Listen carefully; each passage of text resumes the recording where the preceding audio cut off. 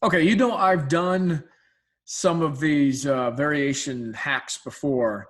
This one takes the cake, though, and I was given permission to show this. This isn't for me, but certainly something that I'm going to use in the future. So let's take a look at it. There's variation A, which you can see is $29. It's been slashed from 367. Looks like a great deal, right? But we all know we're kind of being manipulated here.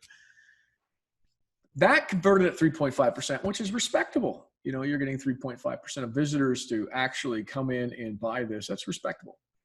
But this simple little change, and actually there was two changes. One, as you could see here, they slashed the price to $29 like the other one, but they also added a countdown timer, which makes people think, oh, this deal is only going to be good for 20 minutes. And bundle sold, which is a little bit of social proof to kind of show how many people have already purchased it.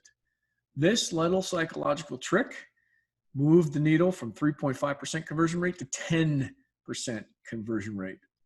And as you can see on this graph from goal conversion rate from Google Analytics, their conversions went up dramatically, at least in terms of 3.5% to 10%.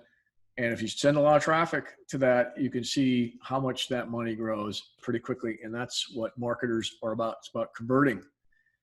So try that out. Let me know if you do, and show me the results.